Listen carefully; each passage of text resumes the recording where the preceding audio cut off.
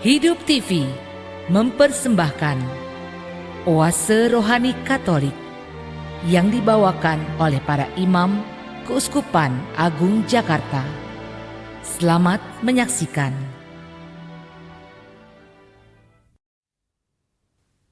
Sahabat Oase Rohani Katolik yang terkasih, apa kabar Anda semua? Senang sekali saya, Angela Puri, dapat mengunjungi Anda dalam acara Oase Rohani Katolik edisi hari ini. Hari ini merupakan peringatan wajib Santa Katarina dari Siena yang merupakan perawan dan pujangga gereja. Nah, pada hari ini telah hadir bersama saya di studio narasumber kita, Romo Daniel Wisnu Bintoro CICM yang akrab kita sapa dengan Romo Wisnu. Mari kita sapa beliau. Romo Wisnu, apa kabar Romo? Puji Tuhan, Mbak Puri, saya sehat. Iya, selamat datang Romo di dalam studio Terima kasih. kami. Iya. Sahabat Oase Rohani Katolik yang terkasih, sebelum kita mulai acara kita, mari kita buka dulu dengan doa pembukaan yang akan dipimpin oleh Romo Wisnu. Para sahabat Oase Rohani Katolik dimanapun Anda berada, marilah sebelum kita mendengarkan dan merenungkan sabda Tuhan, kita berdoa. Dalam nama Bapa dan Putra dan Roh Kudus, amin. Allah Bapa yang Maha Pengasih, puji dan syukur kami haturkan padamu untuk segala berkat yang boleh kami terima pada hari ini. Secara khusus kami bersyukur kepadamu, karena Engkau telah memberikan Yesus Kristus sebagai Tuhan dan Penyelamat kami. Lewat kebangkitannya, Ia telah memberikan hidup baru kepada kami. Maka bantulah kami ya Bapa, bukalah hati dan budi kami yang akan dengarkan sabdamu. Semoga dengan sabdamu itu, kami sungguh-sungguh mampu untuk menjadi pengikut Kristus yang sejati, sehingga kelak kami pun pantas untuk menerima kehidupan kekal yang Engkau tawarkan kepada kami. Semuanya ini kami mohon kepadamu dengan perantaraan Kristus Tuhan kami. Amin. Dalam nama Bapa dan Putra dan Roh Kudus. Amin.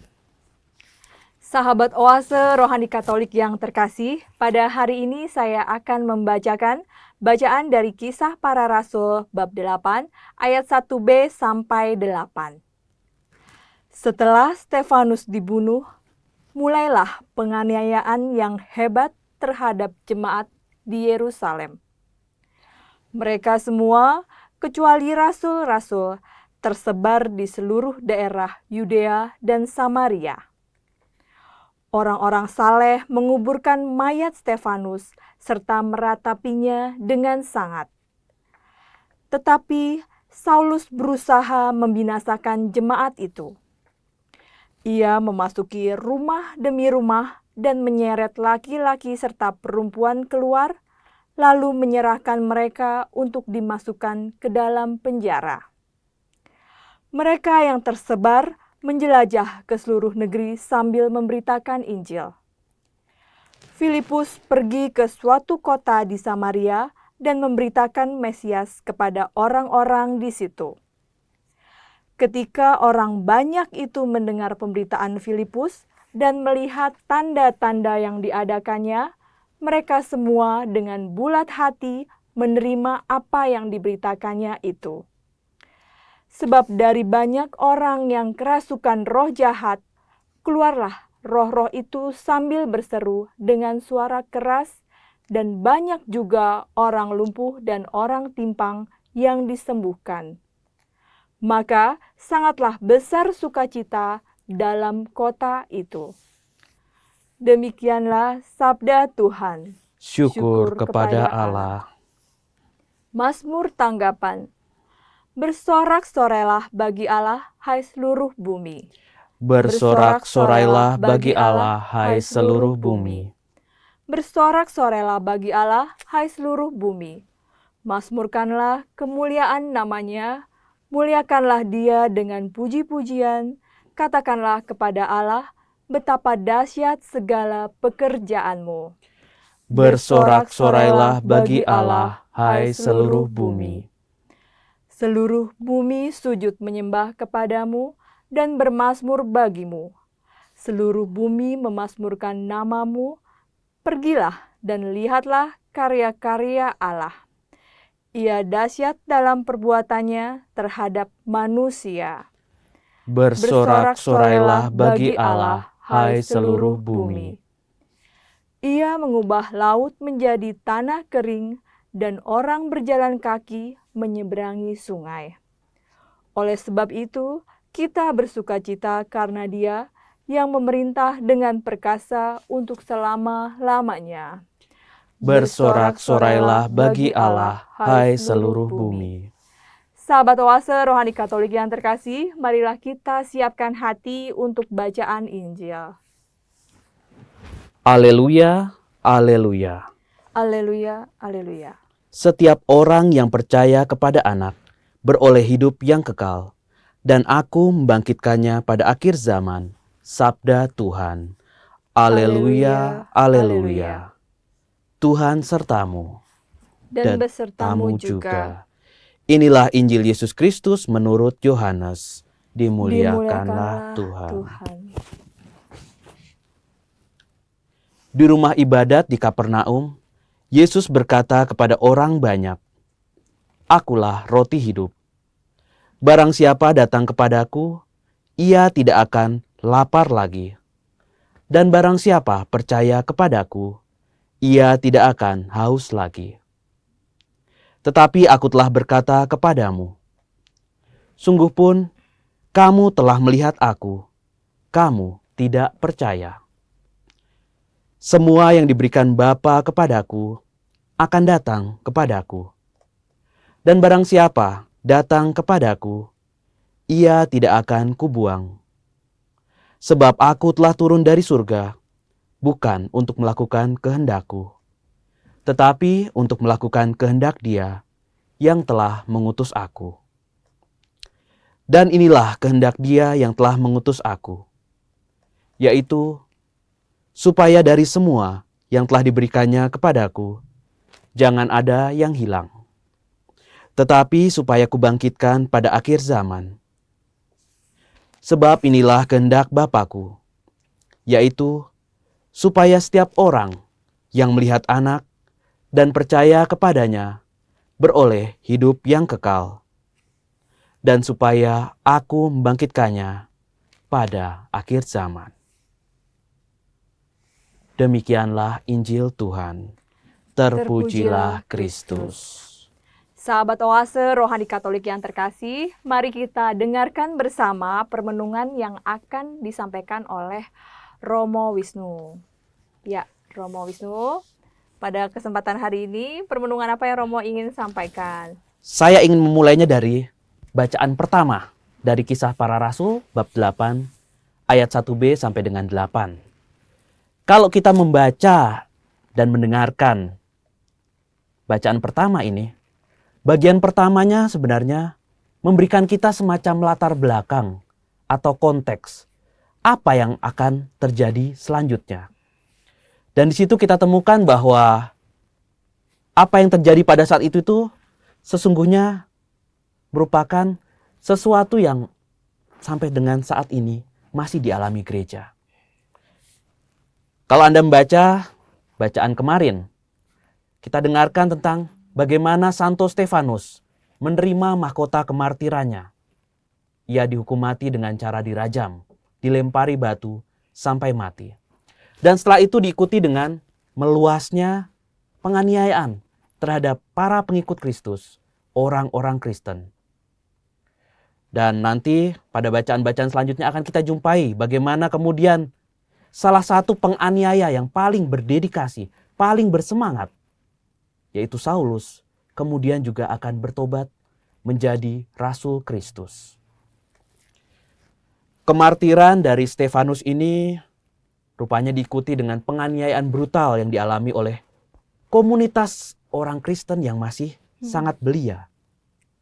Dan di situ kita jumpai bagaimana Saulus, salah seorang Farisi, yang dengan penuh semangat menangkapi para pengikut Kristus dan menyeret mereka masuk ke dalam penjara.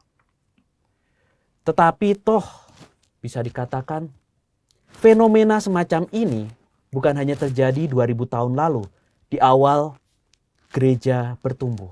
Tetapi bahkan sampai dengan saat ini, karena di berbagai penjuru dunia kita masih menjumpai situasi yang kurang lebih sama. Di mana orang mengalami penganiayaan, persekusi, hanya gara-gara mereka menyatakan diri, kami pengikut Kristus. Yang menarik di dalam bacaan pertama tadi adalah ternyata semacam orang Kristen ini, pengikut Kristus ini, terbagi menjadi dua kelompok. Yang satu, yaitu para rasul, tetap tinggal di Yerusalem. Sementara yang lain mulai tersebar ke berbagai daerah. Ada yang disebut tadi dalam bacaan, ke pinggiran Yudea.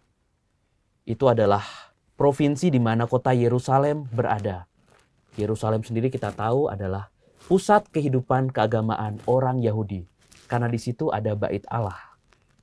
Lalu juga bukan hanya di pinggiran Yudea, bahkan merambah sampai ke provinsi tetangga, yaitu Samaria, yang terletak tepat di sebelah utara dari daerah Yudea. Dan ini menjadi semacam permulaan dari apa yang disebut sebagai perluasan gereja. Ketika gereja mulai menyebar ke berbagai daerah dan juga mulai tumbuh komunitas-komunitas di luar Yerusalem. Kalau kita dengarkan di dalam bacaan pertama tadi, sepertinya yang menjadi target memang orang Kristen. Tetapi lebih spesifik lagi adalah orang-orang Kristen yang adalah orang Yahudi yang berbahasa Yunani. Jadi ini agak berbeda dengan orang Yahudi yang berbahasa Aram, sebagaimana kelompok para rasul. Mereka adalah suatu kelompok Yahudi yang kehidupannya terserak di berbagai daerah. Dan dengan persekusi atau penganiayaan yang mereka alami, itu menimbulkan suatu keuntungan bagi gereja. Kenapa? Karena disitulah mulailah muncul misionaris-misionaris pertama di dalam gereja.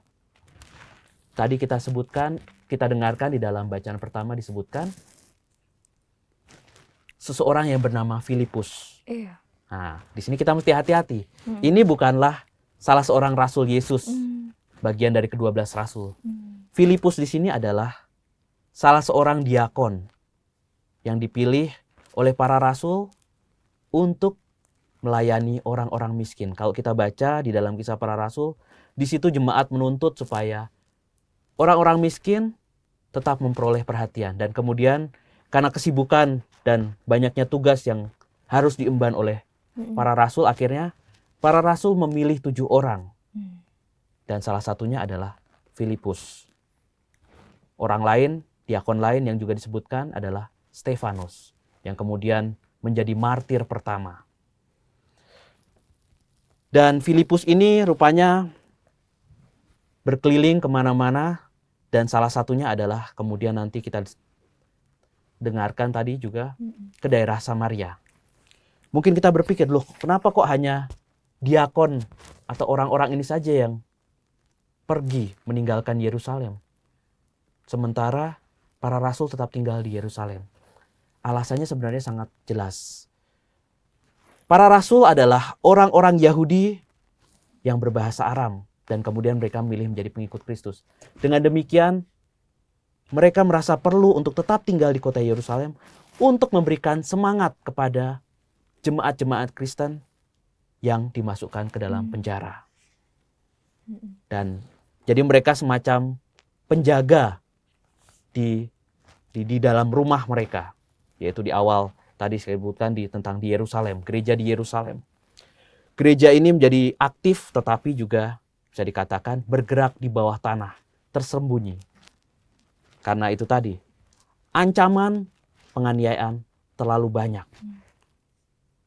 Tapi di sini juga kita bisa melihat bagaimana karya Tuhan luar biasa.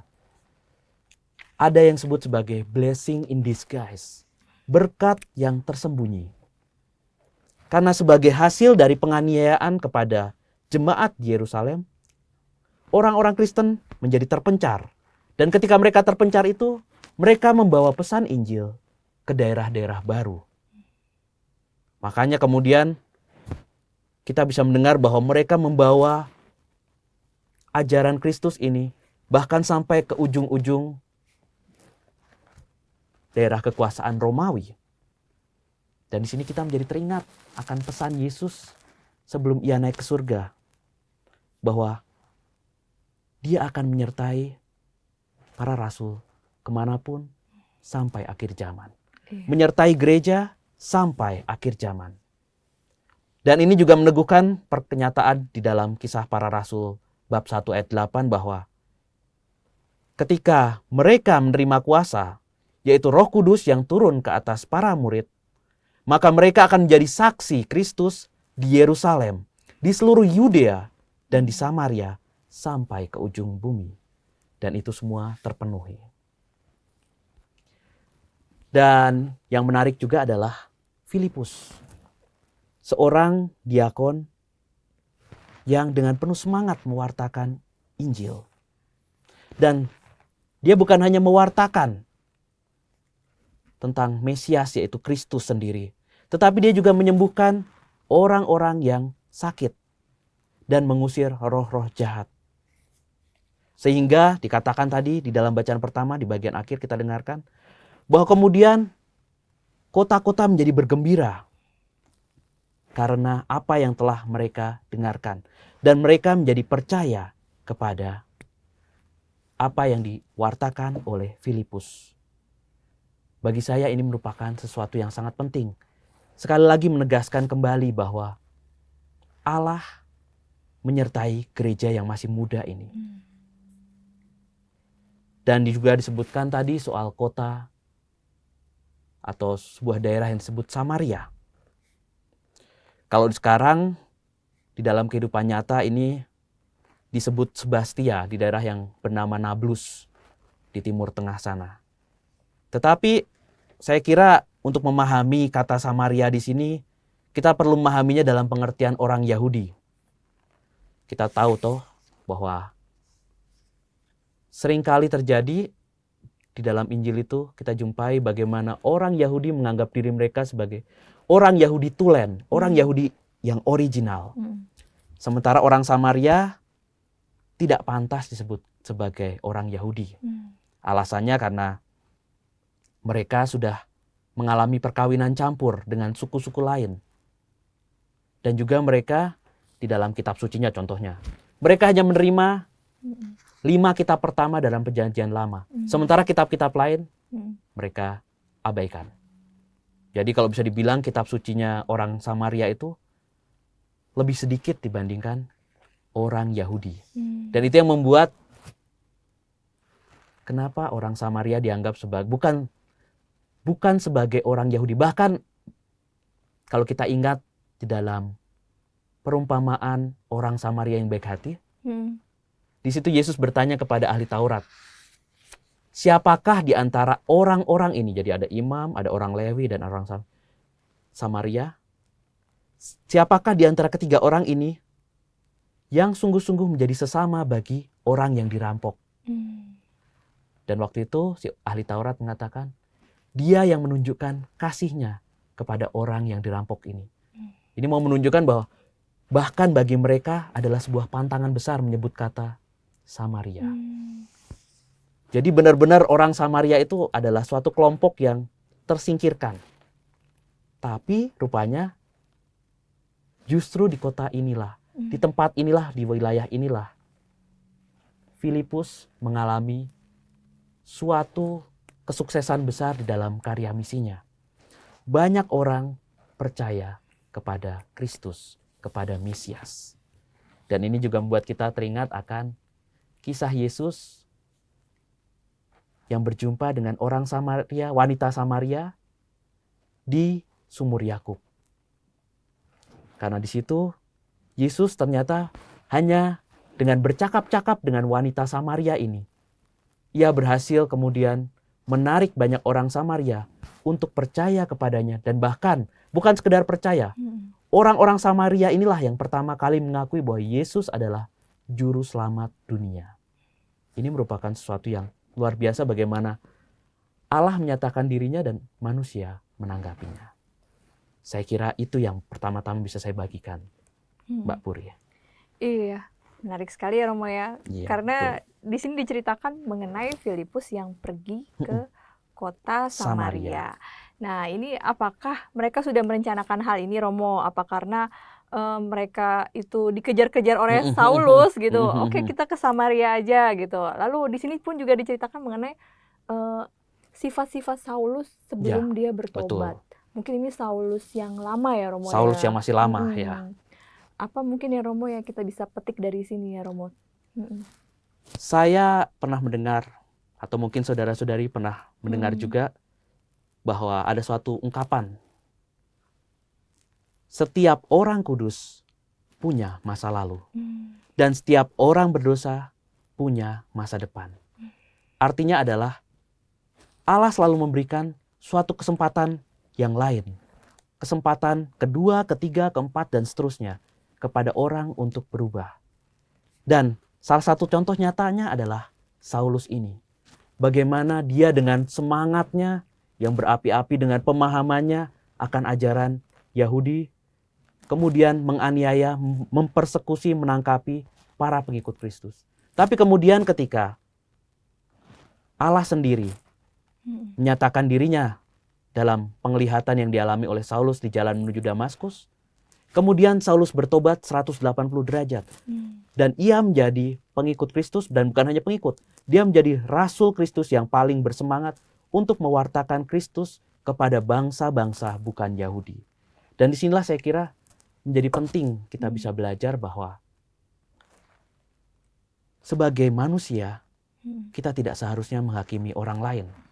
Seburuk apapun sikap dan perilaku mereka saat ini. Karena kita tidak pernah tahu bagaimana rencana Allah di dalam hidup orang ini.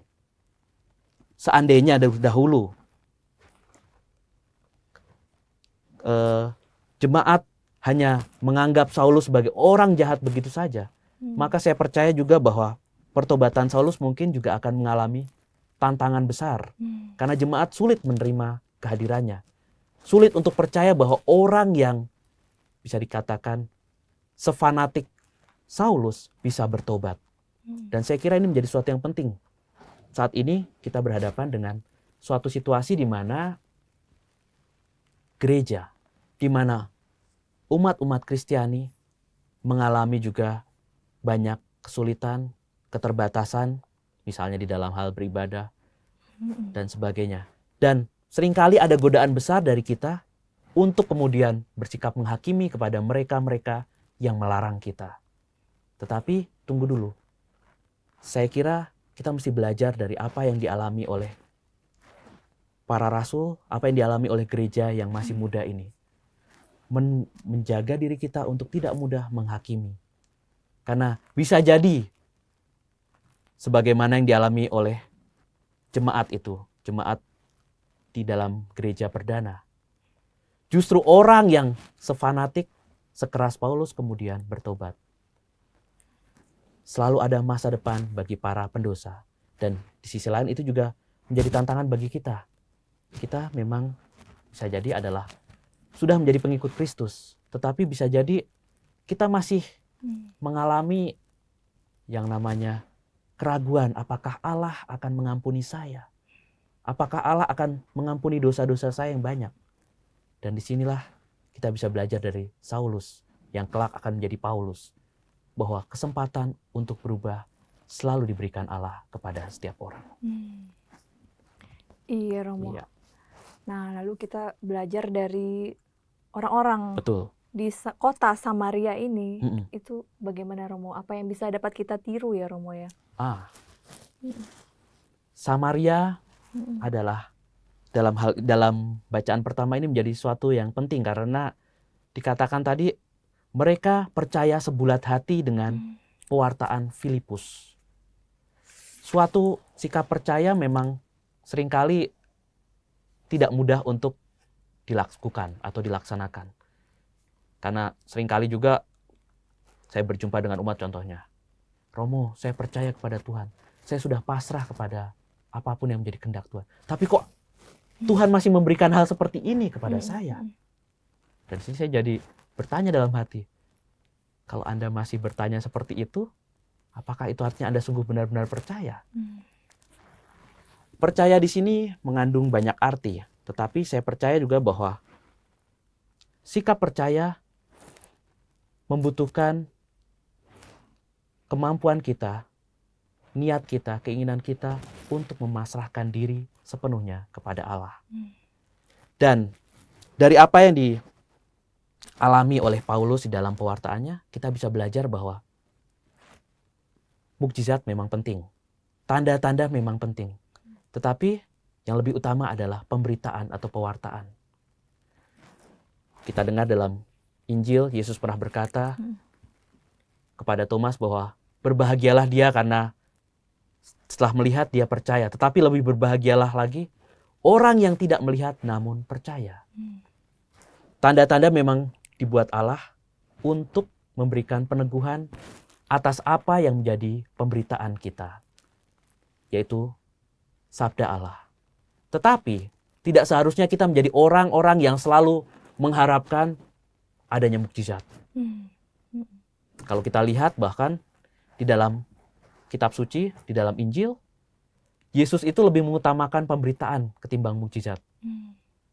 Kita tahu toh di dalam beberapa cerita bahwa Yesus ketika orang datang kepadanya meminta tanda, Yesus tidak mau memberikan tanda itu. Karena baginya segala sesuatu yang telah diberikannya, diwartakannya, diajarkannya, itulah yang menjadi penting dan utama. Orang mesti belajar untuk percaya kepada Allah bahkan ketika tidak ada tanda yang diberikan. Saya kira seperti itu. Iya, Romo. Romo, kita akhiri dulu sesi pertama ini ya, Romo ya. Nanti kita lanjutkan lagi di sesi yang kedua ya. Mari. Sahabat Oase Rohani Katolik yang terkasih, kita akhiri dulu sesi pertama ini, nanti kita lanjutkan lagi di sesi yang kedua. Jadi jangan kemana-mana, tetaplah bersama kami. Hidup TV mempersembahkan Oase Rohani Katolik yang dibawakan oleh para imam Keuskupan Agung Jakarta. Selamat menyaksikan.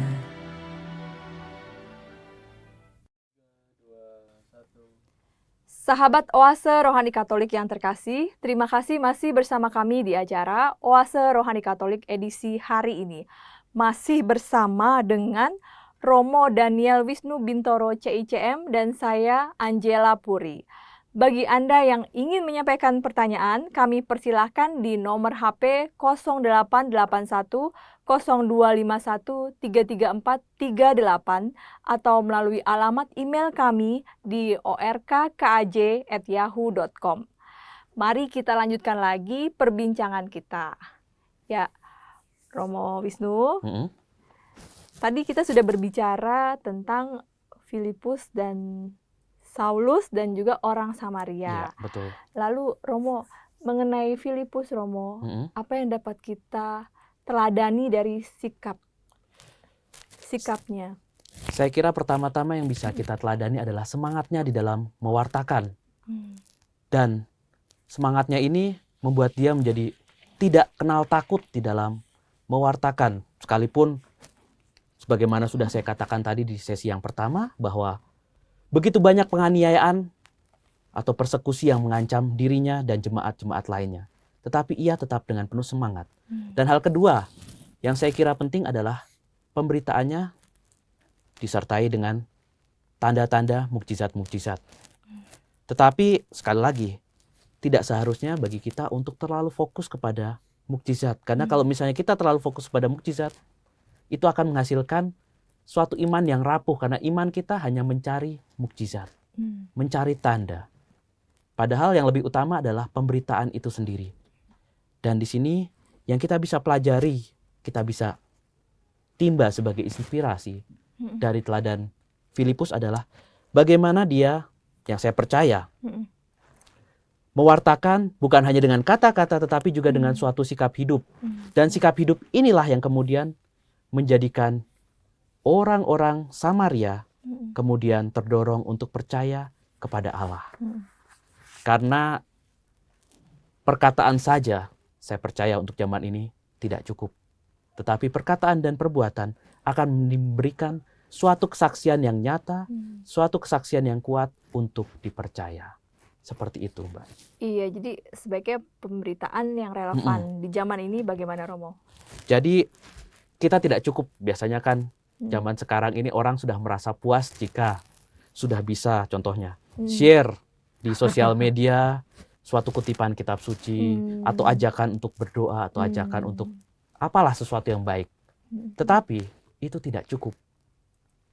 Kita sebagai pengikut Kristus mesti menghayati itu terlebih dahulu. Jadi sesuatu yang benar-benar lahir dari hidup kita lah yang kemudian kita bagikan. Bukan sesuatu yang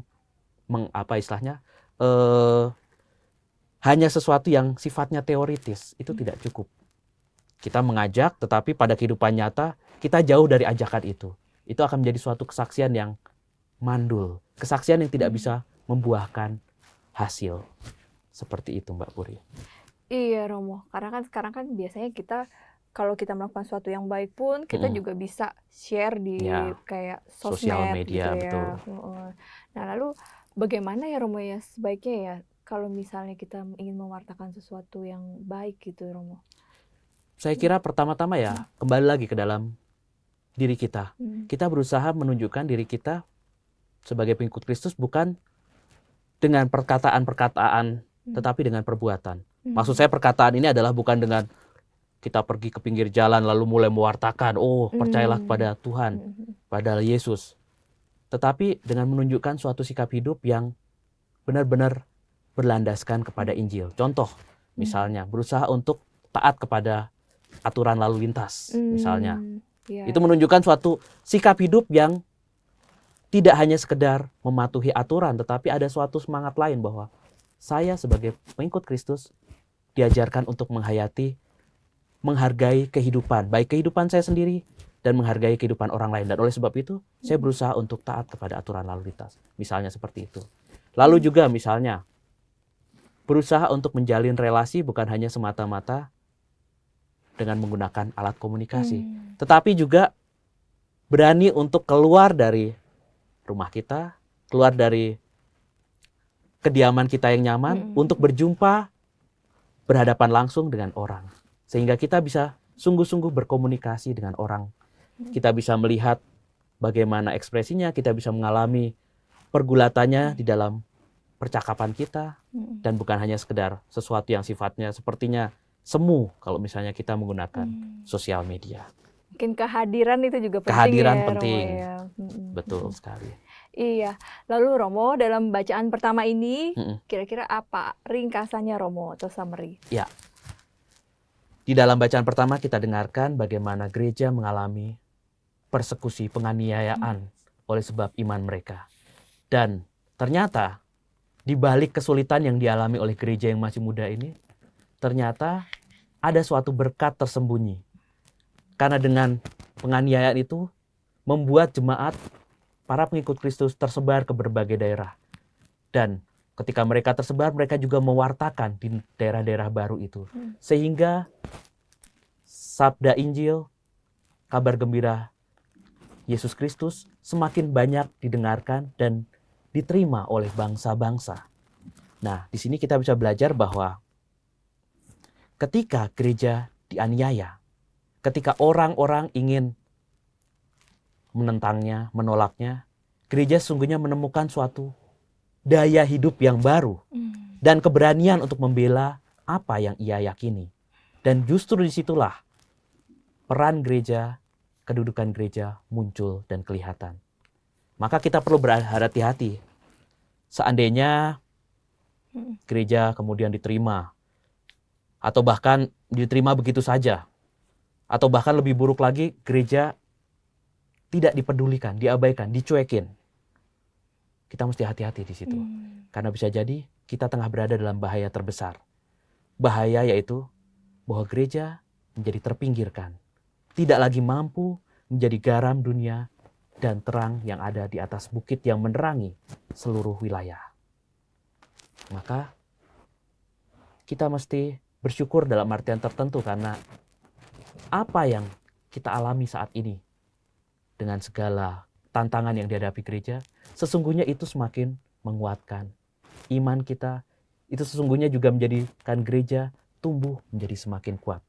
Iya. Sama seperti suatu perumpamaan yang sederhana saja. Pohon untuk bisa tumbuh menjadi pohon yang kuat, dia perlu menerima panas terik matahari dan guyuran hujan. Hmm. Seandainya pohon itu atau tanaman itu hanya disimpan di kamar saja, mungkin tanaman itu akan tumbuh, tetapi tumbuh menjadi sesuatu yang rapuh. Disitulah gereja bisa belajar dari apa yang dialami oleh tanaman ini. Iya, Romo. Mm-mm. Bagaimana Romo yang dialami gereja terhadap tantangan yang sedang melanda yang baru-baru ini dialami oleh gereja ya? Kayak seperti yang kita alami itu adalah yang COVID. Mhm. Nah, ini kan banyak sekali yang gereja-gereja mengambil keputusan untuk kita beribadah secara online atau secara Mhm. streaming gitu. Mungkin bagaimana kita menyikapinya Romo ya, terlebih-lebih di Indonesia gitu Mhm. Romo. Pertama-tama saya kira gereja dengan para pemimpinnya yaitu para uskup Hmm. telah dengan bijaksana berusaha menyikapi ancaman COVID ini. Tetapi kini pertanyaan kemudian dibalik. Bagaimana umat menanggapi hal itu? Karena contohnya dari KWI dan dari setiap keuskupan mengeluarkan aturan mereka.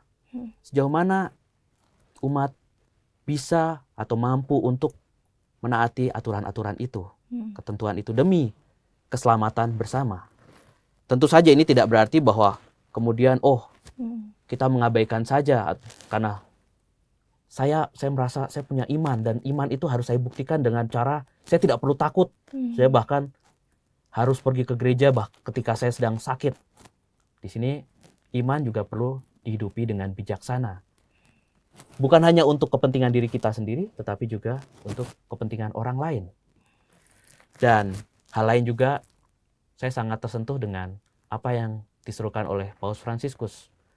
Contohnya yang terjadi di kota Roma, di mana Paus menyerukan agar para imam berani keluar, sekalipun di tengah situasi lockdown yang waktu itu terjadi, itu berani keluar untuk mengunjungi umatnya, entah untuk mengirimkan komuni, mengirimkan sakramen-sakramen perminyakan, atau mendengarkan pengakuan, atau membantu dalam hal kebutuhan-kebutuhan lain yang mereka perlukan. Sehingga gereja tetap nyata kehadirannya di tengah situasi yang sulit itu. Iya, mungkin daya hidup dari gereja itu harus tetap dipertahankan dan ditunjukkan. Hanya dengan cara itulah iman kita bersama bisa tetap terjaga, dan pada saat yang sama kita juga bisa berkontribusi, memberikan pengaruh nyata bagi dunia pada zaman sekarang ini. Iya Romo, tentang daya hidup ini Romo, kita juga lebih dijelaskan lagi di dalam bacaan Injil. Betul apa sekali. Romo yang ingin disampaikan melalui bacaan Injil hari ini Romo? Oh ya. Injil hari ini kita dengarkan tadi dari Injil Yohanes bab 6 ayat 35 sampai dengan 40. Dan memang kita sudah kurang lebih 4 hari mendengarkan Injil yang diambil dari bab 6. Dan kalau Anda membaca di kitab suci di dalam Injil Yohanes bab 6 ini adalah tema besarnya adalah tentang roti hidup. Di mana Yesus pertama kali memperkenalkan dirinya sebagai roti hidup. Dan itu terjadi setelah Yesus menggandakan roti dan memberi makan 5.000 orang. Dan kita tahu setelah itu kemudian orang banyak merasa tertarik kepada Yesus dan merasa ingin menjadikan Yesus sebagai raja, karena ini adalah orang yang mereka berpikir Yesus adalah orang yang punya kuasa untuk menjadi raja, punya kemampuan untuk memberi makan secara cuma-cuma kepada banyak orang. Dan itulah yang kemudian ingin Yesus jernihkan di dalam pengajarannya di kota Kapernaum. Dan di dalam bacaan Injil hari ini kita dengarkan bahwa Yesus memberikan pengakuan bahwa ia adalah roti hidup. Dan semua orang yang menyantap roti ini tidak akan lagi mengalami lapar dan haus. Apa artinya kurang lebih? Pertama-tama kita mesti mengerti dulu bahwa Yesus mendekati para pendengarnya dengan sesuatu yang sangat sederhana. Roti. Mungkin untuk kita orang Indonesia agak nggak terlalu akrab dengan kita karena makanan pokok kita adalah nasi. Tetapi bagi orang-orang Yahudi pada zaman itu, roti menjadi sesuatu yang penting. Karena itu adalah makanan pokok mereka dan itu melambangkan sesuatu yang bisa memberikan pertumbuhan, kekuatan bagi hidup mereka. Maka dengan mengatakan roti hidup, Yesus ingin menggarisbawahi bahwa dirinya datang ke dunia pertama-tama adalah untuk mengorbankan diri dan memberikan keselamatan kepada manusia. Dan bukan hanya semata-mata keselamatan, tetapi juga Yesus ingin memberikan pertumbuhan kepada kehidupan rohani setiap orang. Apa yang paling dibutuhkan oleh jiwa setiap orang? Lalu ada kata lapar dan haus. Ya. Nah, ini juga penting. Lapar dan haus. Setiap orang pasti pernah mengalami lapar dan haus.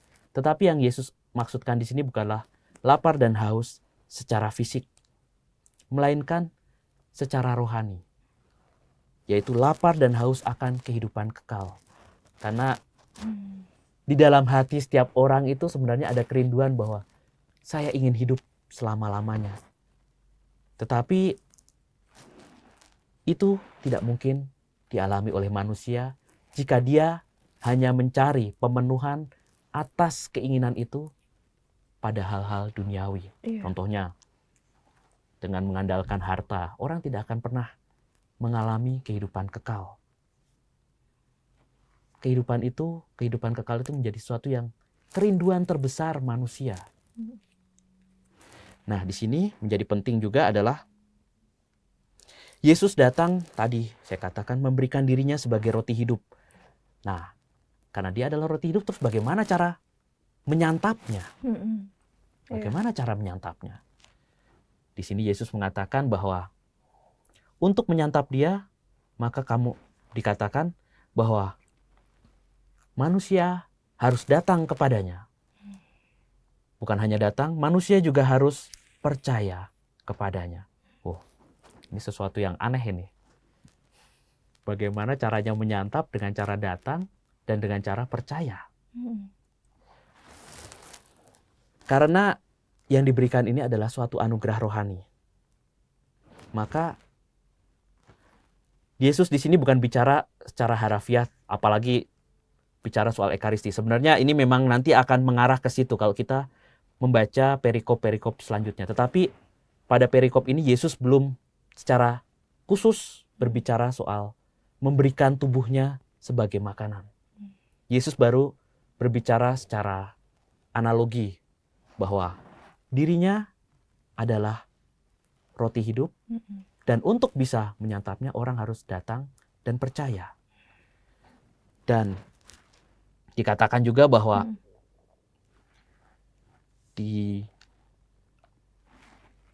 semua itu merupakan karya Bapa. Datang dan percaya kepada Yesus itu adalah karya Bapa. Loh, bagaimana pengertiannya, Romo? Maksudnya seperti ini. Untuk seseorang bisa percaya kepada Allah, itu kita tidak bisa mengandalkan diri kita sendiri. Kita perlu mengandalkan rahmat Allah. Kalau ada orang bisa percaya, itu artinya satu hal. Dia sudah menerima rahmat Allah dan dia bekerja sama dengan rahmat itu untuk datang kepada Yesus. Berbeda halnya dengan kalau kita menolak. Itu artinya kita diberi rahmat, tetapi kita menolaknya. Makanya orang, kalau kita untuk bisa datang kepada Yesus, untuk bisa percaya kepada Yesus, kita membutuhkan rahmat itu. Makanya ketika ritus pembaptisan, apalagi kalau pembaptisan orang dewasa itu biasanya dikatakan, apa yang saudara inginkan? Apa yang saudara minta? Dan dikatakan, calon yang akan dibaptis mengatakan, yang kami minta adalah iman. Dengan kata lain, iman itu adalah suatu pemberian, suatu anugerah. Itu anugerah pertama. Anugerah berikutnya adalah, setelah kita beriman, kita ingin percaya. Dan ketika kita bisa bekerja sama dengan karunia itu, maka kita akan beroleh hidup kekal. Hidup kekal ini jadi ibaratnya adalah suatu karunia yang lebih lanjut. Setelah kita beriman, kemudian saya percaya, saya menerima Yesus. Saya hidup dan memasrahkan diri saya kepada Dia.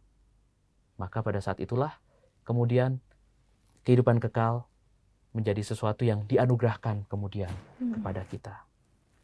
Jadi seperti itu, Mbak Puri. Iya Romo, saya rasa kita sebagai pengikut Kristus juga merasa bahagia ya.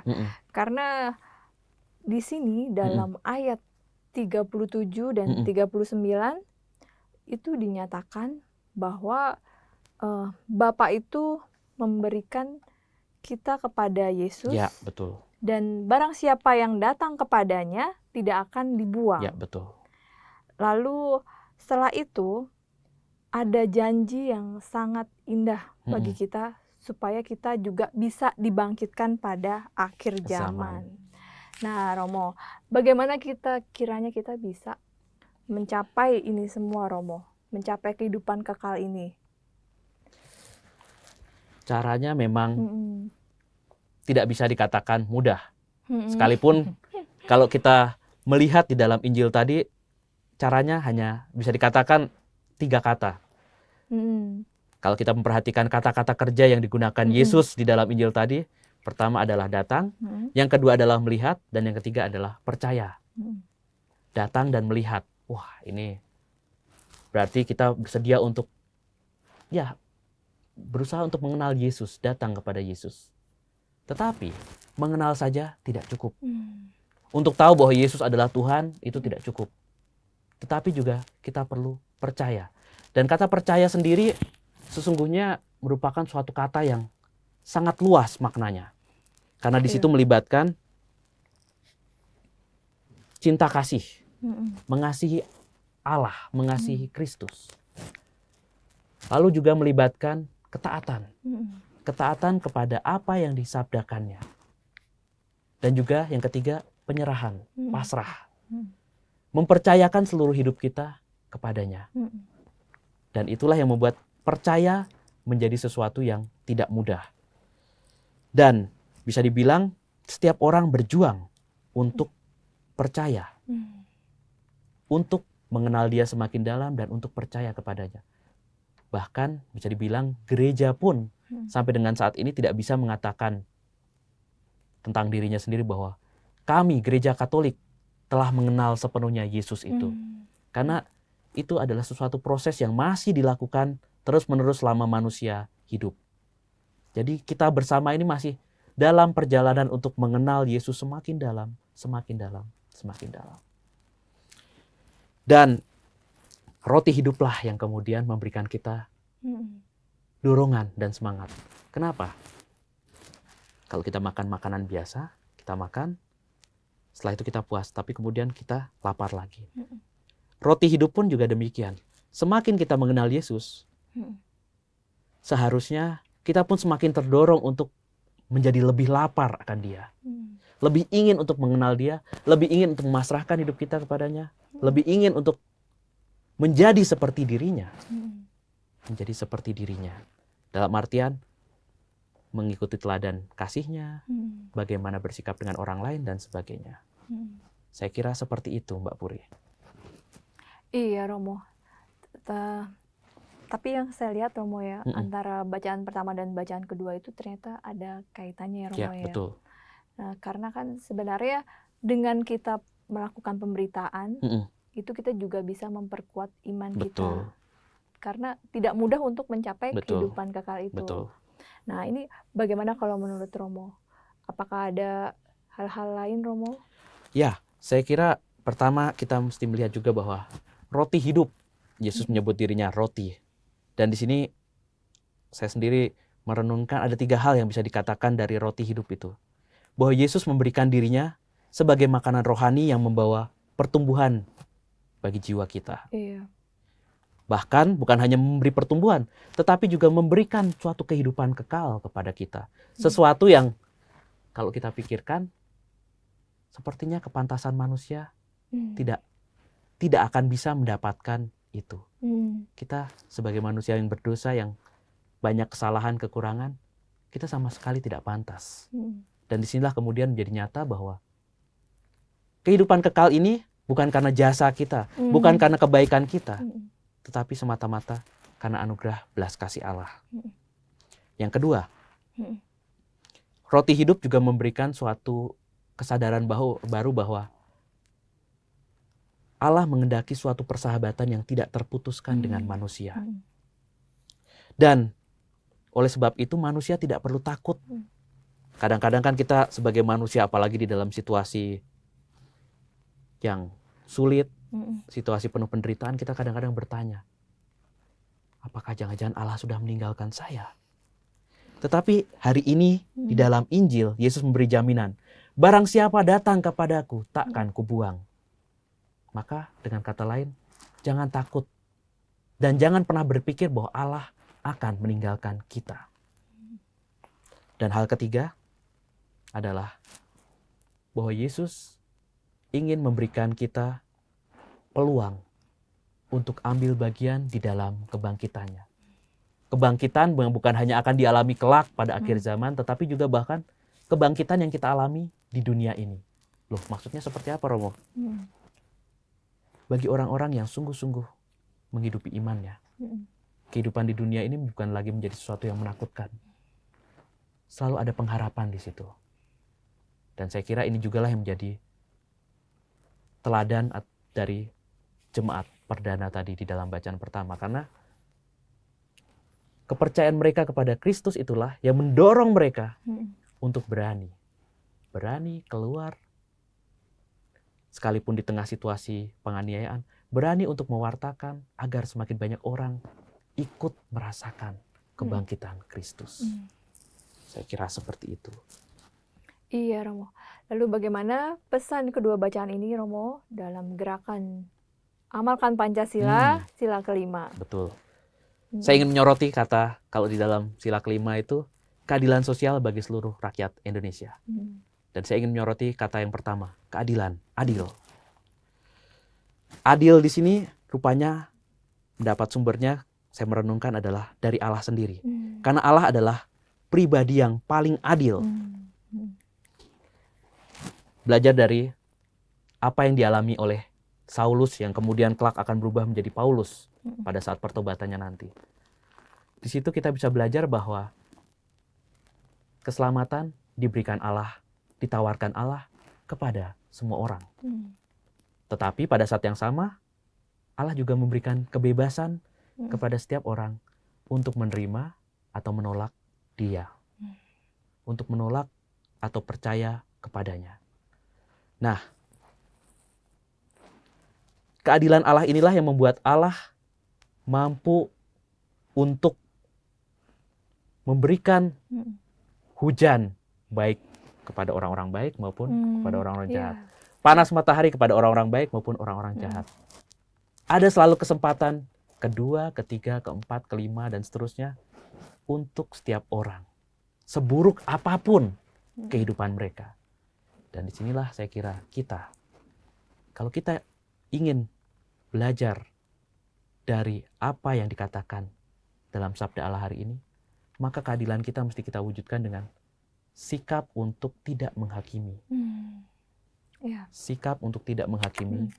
Seburuk apapun orang-orang yang kita hadapi, sekalipun mereka selalu menjengkelkan hidup kita, kita tidak punya hak untuk menghakimi mereka. Penghakiman hanya pantas diberikan kepada Allah yang rupanya selalu mengasihi kita dan mereka. Jadi seperti itu.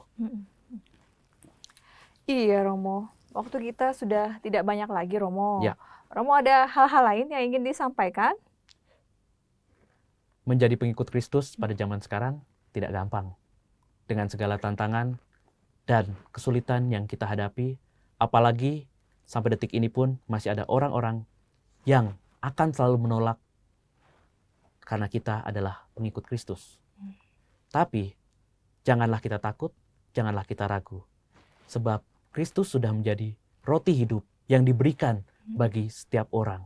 Dan Dia sudah berjanji bahwa segala sesuatu, siapa saja yang datang kepadanya tidak akan dibuang. Maka tidak perlu kita takut, tidak perlu kita ragu. Tetaplah percaya kepada Kristus dan kita akan menemukan bahwa Allah tidak pernah meninggalkan kita, bahkan di dalam situasi tergelap kita sekalipun. Iya. Seperti itu. Sahabat Oase Rohani Katolik yang terkasih, tibalah kita di penghujung acara. Mari kita tutup acara kita dengan doa dan mohon berkat melalui Romo Wisnu. Para saudara-saudari Oase Rohani Katolik dimanapun Anda berada, marilah sekali lagi kita berdoa. Dalam nama Bapa dan Putra dan Roh Kudus. Amin. Allah Bapa yang Maha Pengasih, terima kasih untuk kesempatan yang telah Engkau berikan pada kami untuk mendengarkan dan merenungkan sabda-Mu. Semoga lewat sabda-Mu ini, iman kami kepadamu, Sang Roti Hidup, yaitu Kristus sendiri, semakin dikuatkan. Dan semoga kami pun mampu untuk menjadi saksi-saksi-Mu di tengah dunia dan masyarakat kami, khususnya ketika kami mengalami kesulitan, ketika kami mengalami penolakan, semata-mata karena kami percaya kepadamu. Bapa, bukalah hati kami selalu untuk mendengarkan sabda-Mu, sehingga kami mampu untuk membagikannya kepada orang-orang yang kami jumpai setiap hari. Semuanya ini kami mohon dengan perantaraan Kristus, Tuhan kami. Amin. Tuhan sertamu Dan besertamu juga. Saudara-saudari sekalian, senantiasa dilindungi, dibimbing dan diberkati oleh Allah yang Maha Kuasa, Bapa dan Putra dan Roh Kudus. Amin. Terima kasih Romo Wisnu Sama-sama. untuk kehadiran dan perbincangan kita. Sahabat Oase Rohani Katolik yang terkasih, demikianlah perbincangan kita kali ini. Semoga banyak manfaatnya bagi kita semua. Romo Daniel Wisnu Bintoro, CICM, dan saya Angela Puri pamit undur diri dari ruang Anda. Kita akan berjumpa lagi pada kesempatan selanjutnya. Selamat melanjutkan aktivitas Anda. Mari amalkan Pancasila, kita adil, bangsa sejahtera. Demikianlah Oase Rohani Katolik yang dibawakan oleh para imam Keuskupan Agung Jakarta. Tuhan memberkati.